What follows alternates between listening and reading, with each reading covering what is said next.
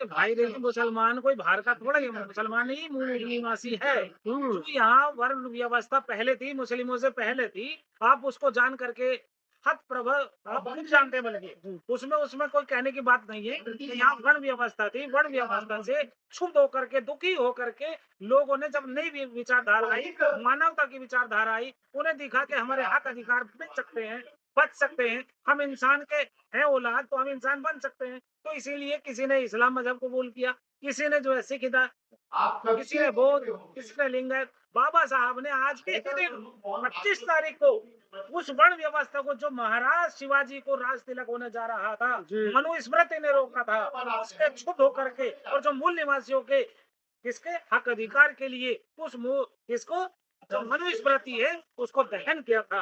आज सभी मूल निवासियों को दहन करना चाहिए, ऐसी व्यवस्था को जला देना चाहिए, खत्म कर देना चाहिए।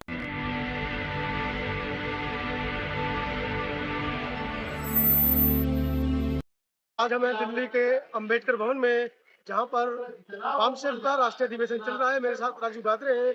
आइए जानते हैं, वामसेव के अधिवेशन को हर साल चलते हुए हो गए, इतने सालों से अधिवेशन चल रहा है, क्या इसका समाज पर फर्क पड़ा है? देखिए मान्यवर, ये एक जागृति का मिशन है और इसी जन जागृति आई, जो आज हमारा भारत का गिरवाने का साजिश चल रही है।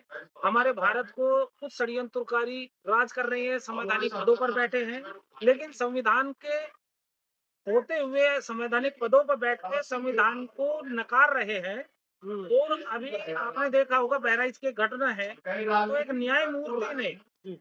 न्यायमूर्ति ने सीधा सीधा कहा है, मनुस्मृति के तहत ये सजा दी जाती है। जबकि भारतीय संवैधानिक पद में संविधान की शपथ लेकर के वो न्यायाधीश बनते हैं। तो आज बताइए कि कौन सी न्यायाधीश, वो किस संवैधानिक पद पे, किस संविधान से बने? विपक्ष क्या कर रहा है? विपक्ष क्या कर रहा है? विपक्ष कौन बैठा है? अरे मान्यवर, ये देखिए, सबके ऊपर सीबीआई, सीआईडी, ईडी, सबका डर ऐसे बैठा दिया गया है, ऐसा कैप्चर कर रखा है। तो मैं तो कहता हूँ कि ये देश हमारा भारतीय संविधान से चल ही नहीं रहा है। संविधान को तो एक मोहरा बना करके ये इस्तेमाल किया जा रहा है, जो मूल निवासियों का हक अधिकार छीना जा रहा है। अभी तक तो मुसलमानों को टारगेट किया जा रहा था देश के अंदर। अब तो शंकराचार्य कहने लगे हैं कि हमको खतरा मुसलमानों से नहीं है, हमको खतरा अम्बेडकरवादियों से। भाई देखिए, मुसलमान कोई बाहर का थोड़ा ही है, मुसलमान ही मूल निवासी है। जो यहाँ वर्ण व्यवस्था पहले थी, मुस्लिमों से पहले थी, आप उसको जान करके हत प्रभ आप खुद जानते बल्कि उसमें उसमें कोई कहने की बात नहीं है कि यहाँ वर्ण व्यवस्था थी। वर्ण व्यवस्था से क्षुब्ध होकर के, दुखी होकर के लोगों ने जब नई विचारधारा आई, मानवता की विचारधारा आई, उन्हें दिखा कि हमारे हक अधिकार मिल सकते हैं, बच सकते हैं, हम इंसान के हैं औलाद, तो हम इंसान बन सकते हैं। तो इसीलिए किसी ने इस्लाम मजहब कबूल किया, किसी ने जो है सिख इधर, किसी ने बौद्ध, किसी ने लिंगायत। बाबा साहब ने आज के ही दिन 25 तारीख को उस वर्ण व्यवस्था को, जो महाराज शिवाजी को राज तिलक होने जा रहा था, मनुस्मृति ने रोका था, उसके क्षुब्ध होकर के और जो मूल निवासियों के किसके हक अधिकार के लिए उस किसको, जो मनुस्मृति है, उसको दहन किया था। आज सभी मूल निवासियों को दहन करना चाहिए, ऐसी व्यवस्था को जला देना चाहिए, अरे साहब, खत्म कर देना चाहिए। मूल निवासी तो हिंदू बने घूम रहे हैं,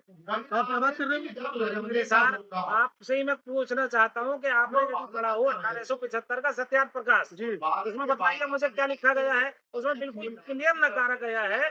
जो हिंदुओं के बहुत बड़े स्वामी थे, उन्होंने बिल्कुल क्लियर लिखा अपने ग्रंथ में, हम हिंदू नहीं हैं, हिंदू फारसी भाषा का शब्द है, हिंदू कोई जाति धर्म मजहब नहीं। और मानता वर्तमान कौन है? में मानता कौन है? अभी मानता वर्तमान कौन में है? वर्तमान में जो प्राइम मिनिस्टर है, उन्होंने खुद कहा कि हिंदू कोई जाति धर्म नहीं है। अरे बाबू जी, हिंदू राष्ट्र बनाने के लिए लड़का घूम रहा सड़कों पे। अरे मेरे भाई, वो जो 20-22 हिंदू साल राष्ट्र से लड़का बना घूम रहा है। देना चाहते हैं, तो यदि वे संवैधानिक पदों पर बैठे हैं, चाहे यहाँ का राष्ट्रपति महोदय हो, चाहे प्राइम मिनिस्टर महोदय हो, चाहे और मंत्रालय हो, इस काम क्या कर रहे हैं जो वो हिंदू राष्ट्र बनाने की बात करते हैं? तो वो बतलाइए, मैं आपसे पूछना चाहता हूँ। तो उनको हक नहीं है कि वो संवैधानिक पदों पर बैठे, क्योंकि यदि कोई सिख समाज का अपने लिए अपने हक अधिकार की बात करता है, तो उसे क्या कहते हैं? बिल्कुल कह देते हैं खालिस्तानी। खालिस्तानी कह देते हैं। यदि मुस्लिम अपने हक अधिकार की बात करता है, तो उसे क्या कह देते हैं? बिल्कुल आतंकवादी कह देंगे, आतंकी कह देंगे, जिहादी कह देंगे। फिर दूसरा, यदि बौद्ध यदि अपने मजहब की अपने लिए बात करेगा, तो उसे बतलाइए क्या कहेंगे? उसे नीला झंडा वाला बता देंगे। है। आजकल तो नीला कबूतर बहुत उड़ रहा नीला है। कबूतर उड़ने वाला बता रहे हैं। और दूसरा, यदि ईसाई कोई कहेगा तो उसे क्या कहें, मिशनरी घूम रहे हैं, धर्म परिवर्तन कर धर्म परिवर्तन करा रहे हैं, पैसा दे रहे हैं। ये एक ऐसा षड्यंत्र है, माया जाल है, जो यहाँ का विदेशी है, मूल निवासी नहीं है। 2-3% का लोग है। यदि उनका कोई बच्चा भी कुछ करता है तो उसको कहते हैं नहीं नहीं, बच्चों से गलती हो जाती है। यदि मूल निवासी का मुस्लिम, सिख, ईसाई, बौद्ध, लिंगायत, एससी, एसटी, आदिवासी और जो कोई भी लोग हैं, उनका बच्चा यदि कुछ कर दे, ओए ये तो बड़ा बड़ा आतंकवादी बने। ये क्रोनोलॉजी को समझना होगा हमारे देश को, और खुद समझना होगा कि मुस्लिमों को टारगेट करके जो हमारा मूल निवासी वर्ग है, 90% का हक अधिकार किस तरीके से छीन रहे हैं। आज पूरा देश हमारा, पूरा देश बिल्कुल ऐसा निचोड़ दिया जा रहा है। आज जो हमारे आने वाली नस्लें हैं, इतनी ज्यादा, इतनी बड़ी मान्यवर आबादी आपकी। 5 लाख रुपए का उसको कर्जबंद बना करके पेश किया जा रहा है। वो बच्चा भी आता हुआ सोचता होगा मैं इंडिया में, भारत में पैदा हो रहा हूँ, तो वो मैं 5 लाख रुपए कहाँ से दूंगा। आज देखिए किस तरीके से इस षड्यंत्र, ये यंत्र भी है और षड्यंत्र भी है। इसके तहत पूरा देश को ऐसा निचोड़ दिया जा रहा है, मनी पैसा के विदाउट कर दिया जा रहा है। आज देखे जीडीपी कितना है, आज देखे सोना कितना है, कितना भाई साहब 2 लाख रुपए तक पहुंचाना कोई मामूली बात नहीं है। और जब जिसकी ये बात करते हैं, जिसे आतंकवादी या धर्म विरोधी कहते हैं, उस औरंगजेब ने क्या हिंदू धर्म की में सहायता की थी, उनके धर्म के मंदिर बनवाए थे, उन्हें जगह दी थी, दान दिया था। आज उसी को टारगेट करते हैं। जी। जो वो इस मनोवाद के खिलाफ एक व्यवस्था कायम की थी, इंसानियत मानवता की, कि सबको हक अधिकार मिले, तो वो इन्हें आतंकवादी लगता है।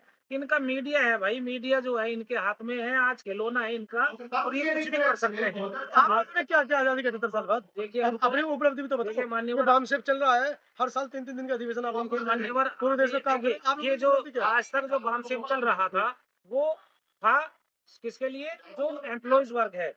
लेकिन ये है Bahujan and minority social alignment foundation. अच्छा, बामसेफ में से भी नया बामसेफ आ गया। हाँ हाँ, ये उसके लिए बनाया गया कि आज की डेट में हमारे भारत का जितना भी राजतंत्र था, यानी क्या था, राजनीति का एक तरकीब चल रही थी, इनको खत्म करके इन्होंने निजीकरण कर दिया। अब निजीकरण में कहीं ना कहीं तो हमारे जो मूल निवासी उसको हक अधिकार चाहिए।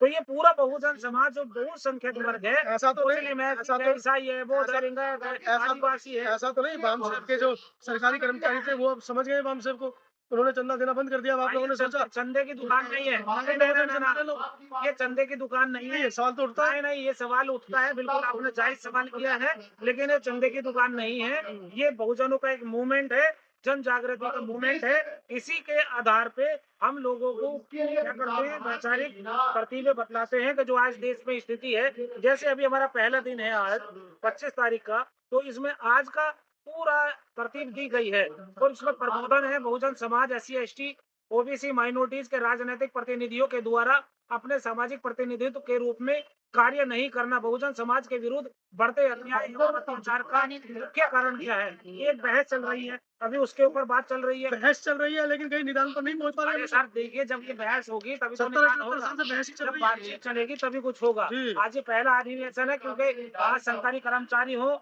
चाहे यहाँ का मूल निवासी आम जनता हो, बिजनेसमैन हो, गरीब हो, किसान हो, मजदूर हो, सबके लिए एक ये तरतीब बनाई गई है कि उन्हें ज्यादा से ज्यादा अपने देश की जानकारी हो, तब जाकर के वो एक मशाल जगेगी। आज का ये दिन है जो मनुवाद के खिलाफ अच्छा, मशाल जगी थी। सवाल तो आपने आज उठा दिए, सवाल तो आपने उठा दिए कि सरकारी जो है बहुजन समाज को, एससी एसटी माइनॉरिटी को उनके हाथ अधिकार नहीं दे रही है, लेकिन लेकिन इसका रास्ता भी तो कुछ होगा। रास्ता कोई नहीं बता इसका रहा। रास्ता हम लोग ही तो बतला रहे हैं। इसका रास्ता यही है कि हम लोग जब जागृति करेंगे, और ये रास्ता होगा 90% के जो लोग हैं मूल निवासी, वो इकट्ठा एकजुट होंगे, और जो विदेशी लोग हैं उनको शासन सत्ता से हटाया जाएगा, और जो यहाँ का मूल निवासी का ब्लड है वो तरतीब लेकर के देखिए, सबका डीएनए टेस्ट करवा करके पता चल जाएगा। का दूध पानी का पानी, जिसे ये आतंकवादी कहते हैं, देशद्रोहीवादी कहते हैं, तो ये कितना है, तो ये जाति आधारित जनगणना क्यों नहीं करा रहे। अभी आपने देखा होगा कि वो एसआईआर का इन्होंने फार्मूला निकाला, एसआईआर में क्या है मतलब, जबकि फिर चुनाव आयोग से आपने बात की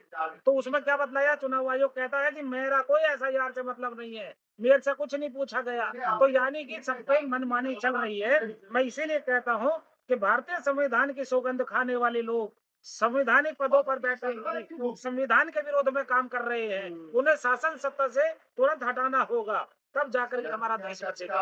अभी चलिए। हमारा जो आगे है, अभी फिर ये आपका 26 तारीख का प्रोग्राम है, 27 का है, महिलाओं का है, और मुस्लिम समाज का हो, सिखों का हो, ईसाई का हो, बौद्ध का हो, लिंगायत का हो, आदिवासी का, यानी मूल निवासी की जो भी समस्याएं हैं, उनके ऊपर हम लोग जो है वैचारिक तरकीब बना रहे हैं कि जब लोगों में जन जागृति जाएगी, तो ये आप लोगों के जरिए से, आप लोगों के साथ सहयोग से बहुजन की जो मीडिया है वही सच्ची मीडिया सर है। एक सवाल, लास्ट वही सवाल है। आज की डेट में आज 25 दिसंबर है, तो आज क्या आप लोग मनुष्य जलाएंगे, उसका पूजा करेंगे?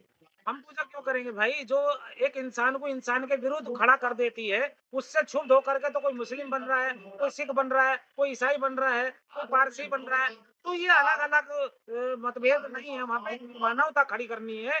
एक आज के दिन लोगों को पैगाम देना है कि उस मनोवाद छोड़ना होगा, अपने भारतीय संविधान को अपनाना होगा।